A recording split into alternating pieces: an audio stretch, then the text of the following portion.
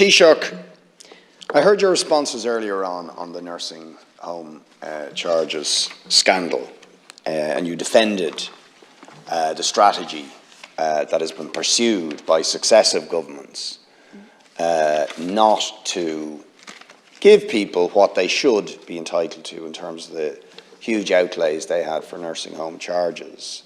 And you've defended that position and said the government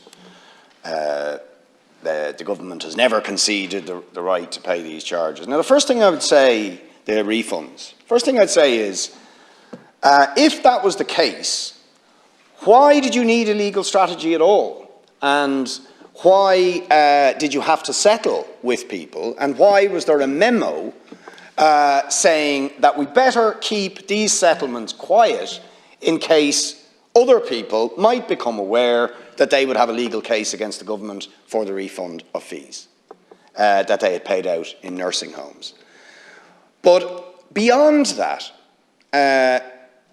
isn't really what this scandal highlights is that there is a systematic policy on part of government that is willing to give €64 billion to banks and bondholders, to do anything to resist taxes on the rich, like the wealth tax that's being proposed, but when it comes to ordinary people who have suffered at the hands of the state, often very vulnerable people, or who've been let down on the state, whether it's the Bridget McCole case, whether it's cervical check, whether it is the nursing home scandal, or whether it is the mother and home redress scheme, which we'll be discussing tonight, where tens of thousands of people will be denied the redress that they should have as survivors of mother and baby homes because the government is penny pitching and creating arbitrary criteria to deny them things.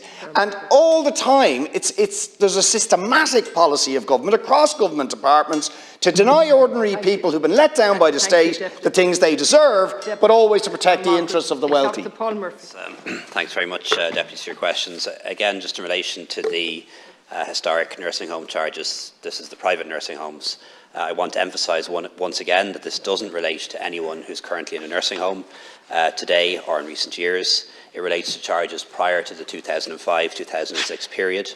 The matter was resolved prospectively when the Fair Deal was set up in 2009, which is the legal basis by which anyone can receive a place in a nursing home and sets out the contributions that they have to make towards that, if any.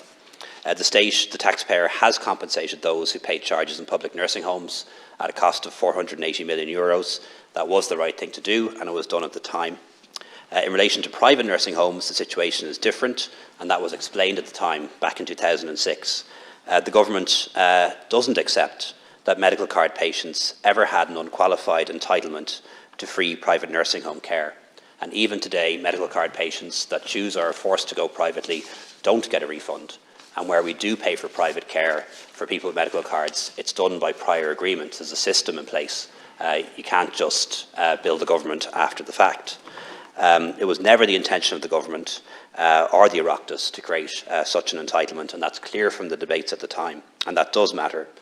Some cases have been settled, others have not, and there is a report now awaited from the AG. I do think the legal strategy has been misrepresented, and memos have been selectively quoted. It is clear from the memos that I've seen, and I'm sure I haven't seen them all, but it is clear from the memos that I've seen that the strategy was to identify a test case or a lead case and then to defend it.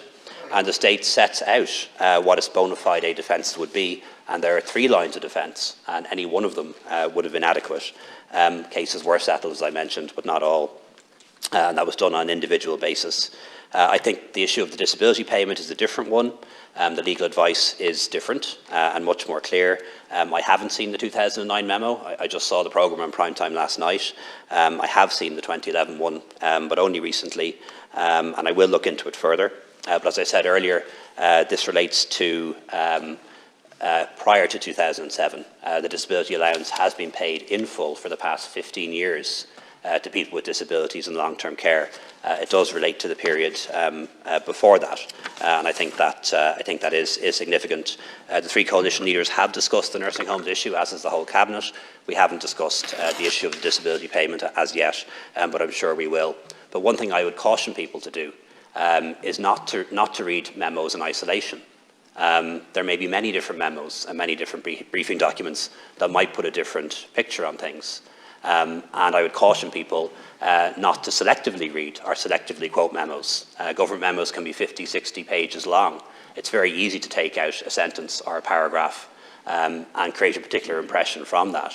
When it's seen in totality, the entire memo and all of the other memos that came before and after, the situation may look very difficult. And I know members know that it may look very different. And I know members know that deep down. They mightn't want to bother with that. But all of you will have files, documents in your offices. You take out one paragraph or one page from that big file, it would not create an accurate impression as to what the entire file looks like.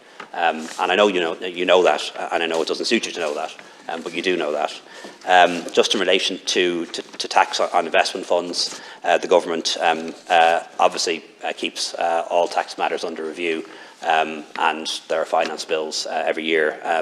But I'm not at liberty, obviously, to say what might be in them, but when they're published, it becomes clear.